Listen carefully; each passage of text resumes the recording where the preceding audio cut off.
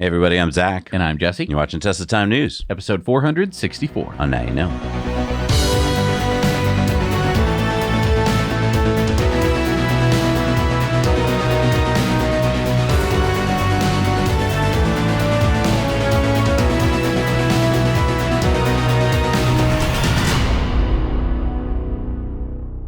So Tesla has just launched the new Model Y long range in the US. And get this, if we compare the new Model Y long range to the old Model Y, the old Model Y had a starting price of $44,990. That's $37,490 with the EV tax credit. Okay, how about the new Model Y? Well, the new Model Y is $44,990 with $37,490 with the EV tax credit. That's the same. They're the same picture. Yep. How about the range? Old Model Y, 337 miles. And for the new Model Y? 357 miles, 6% more range. For the same price? Yep. Okay, how about 0 to 60 time? Old Model Y, 6.5 seconds. And the new Model Y? 5.4 seconds. Over a second quicker? Not to mention all the other new cool features on the new refreshed Model Y, like the new front light and the rear light and the 8-inch rear screen and the acoustic glass and the improved suspension, the ventilated seats, etc., etc. And it's the same price as the old Model Y. Mm-hmm. Whoa.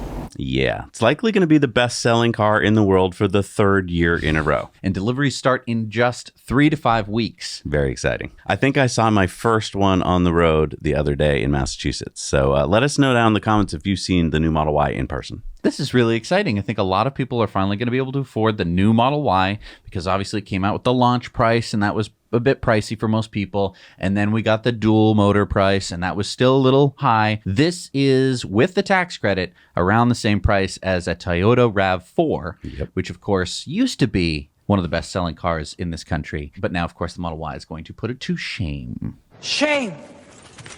Shame. Have you heard about Project Alicorn? What? Project Alicorn. What's an Alicorn? Alicorns, the unicorns with wings. Project Alicorn appears to be Tesla's secret code name for the robotaxi software release that will bring the world into the world of unsupervised full self-driving!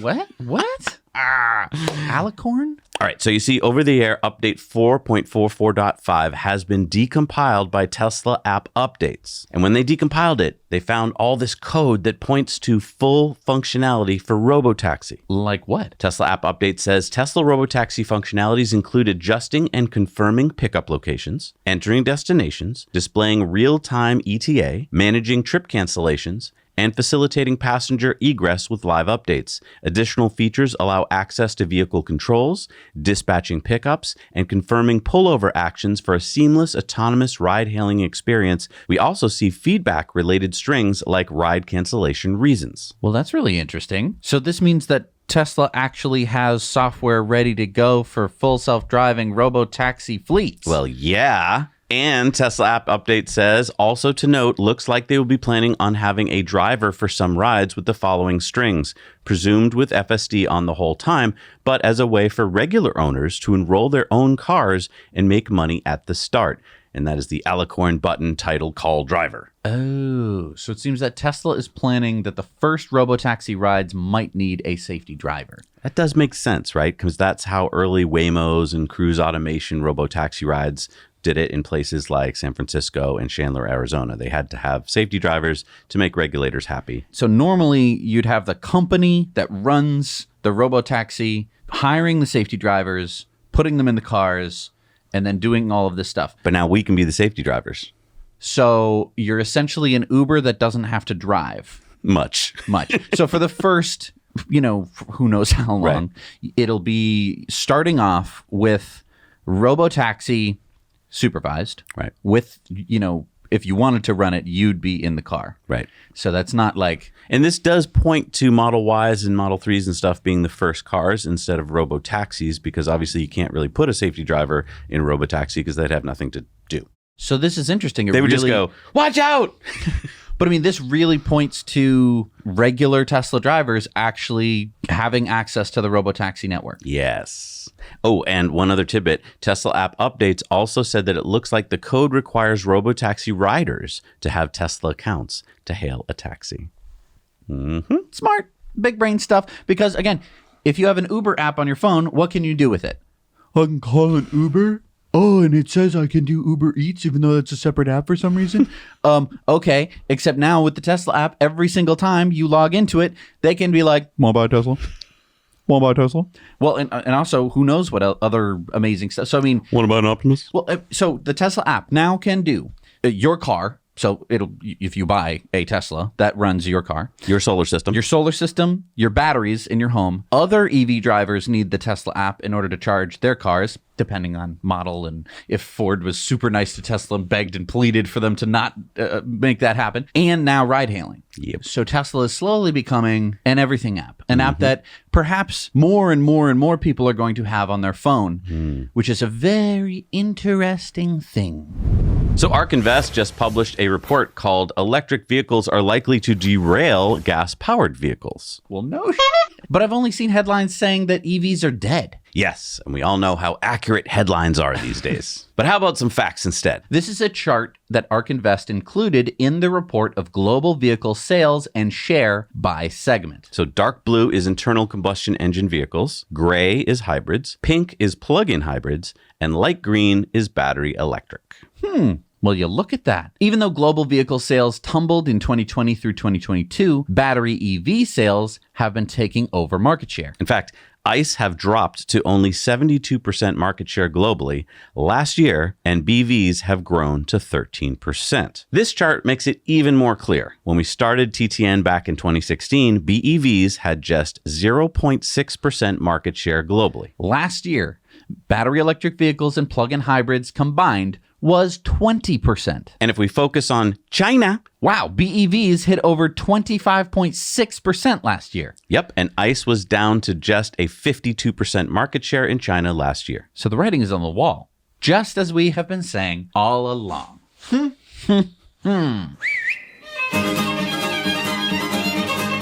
And Kathy Wood wraps it up. In our view, EVs will continue to take share from gas-powered vehicles globally as they did throughout 2024 and the first quarter of 2025. Great perspective from their ARK Invest research analyst, who you should follow, by the way, on X. I mean, this is crazy. We have been saying this since 2016 when it was not obvious. It was literally this big. I hate to toot my own horn, but like... I told you so, I told you so, I told you so, I told you so, I told you so. This is why you should follow us. We've been dealing with this stuff the whole time. We had an electric car back then, which was pretty weird, and now it's becoming one of the most common cars you can buy.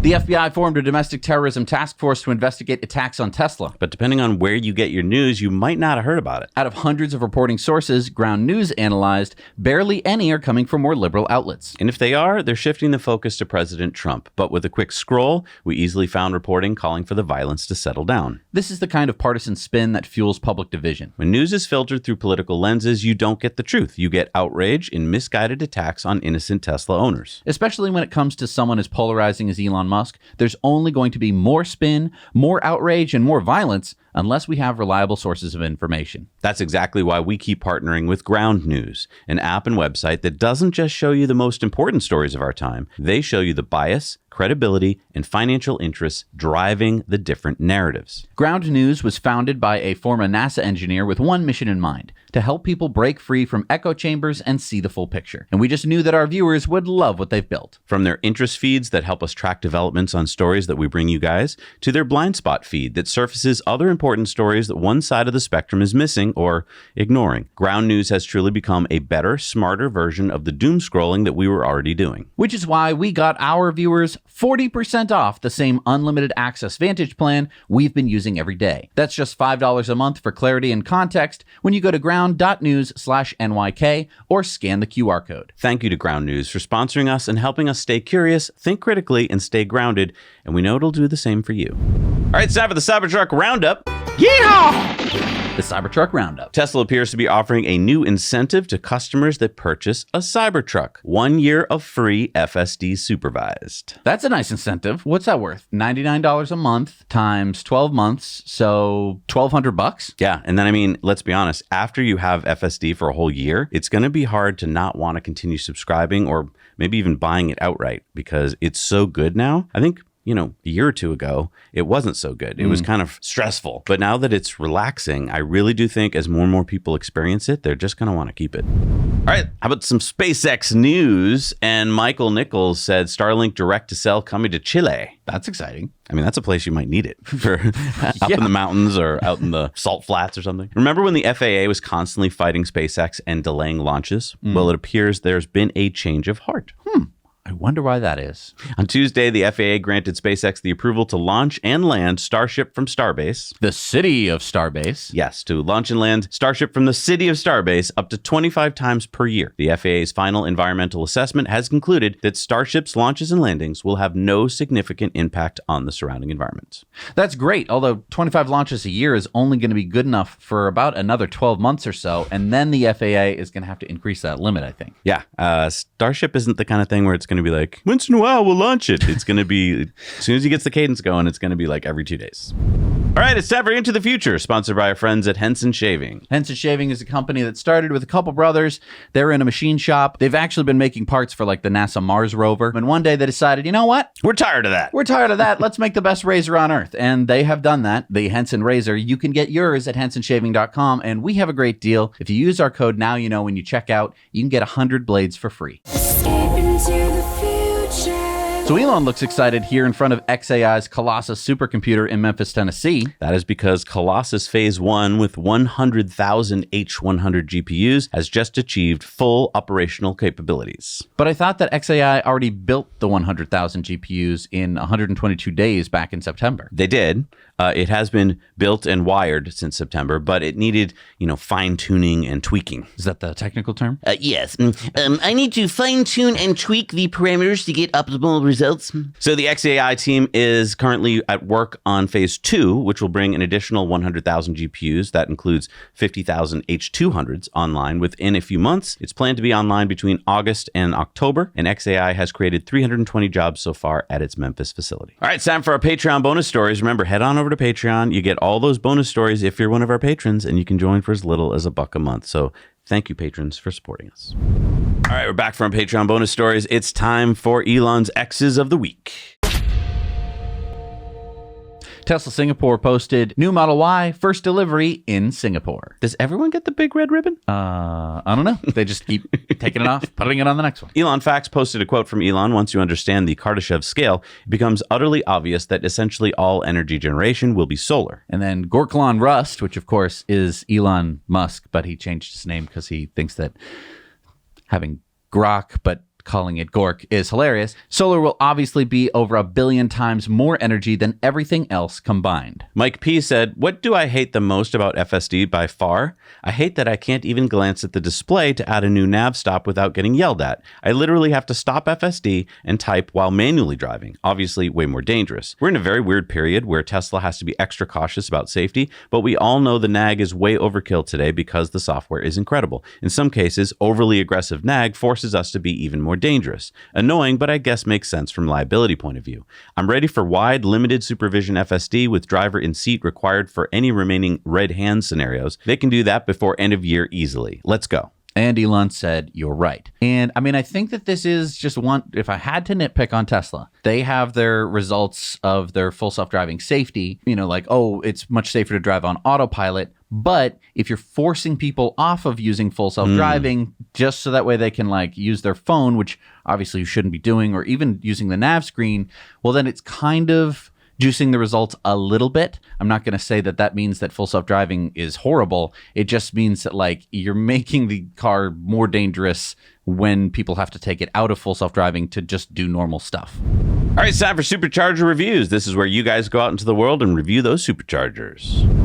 Hey, Zach and Jesse, it's Stan again. We are in Evergreen, Alabama at the Piggly Wiggly 12 stall version 3, 250 kilowatts. There's a McDonald's. There might be another fast food up there beside McDonald's. I can't make out the sign for me. I think that's about it. It's right on the freeway. I would say I would rate this one 6.5. And now you know. Hey y'all, I'm here at the 8-stall Hamburg, Pennsylvania Supercharger. This is a great spot. I mean, we're right off a major interstate here. There's everything at this intersection. This is actually a frequent stop for us. There's Walmart, there's a Lowe's, Cracker Barrel is just down the street, and we're co-located at a Wawa. So you can stop in there, get coffee. Yeah, this is a great spot. And look at these views. Unbelievable. I'd give this like a 9 out of 10, honestly. Great views, great location, easy to find. The only point I would dock it for maybe is it could probably do with more stalls. I would say at least a 12 stall this could be. 8 stalls, it was pretty crowded when I got here, but otherwise this is a pretty solid spot. Now you know. Thank you so much for doing Supercharger reviews. Again, we have a map on our website, nowyouknowchannel.com, and you can review all the Supercharger reviews on there and upload your own. All right, everybody. Jesse's about to take off to go on vacation. I'll see him in a little over a week like you will, but filling your shoes while you're gone will be our buddy Will from Tesla Jigsaw. Oh, that's So great. we'll see you guys on Sunday. Well, thank you so much for joining us, everybody. I'll see you in a week. Now you know.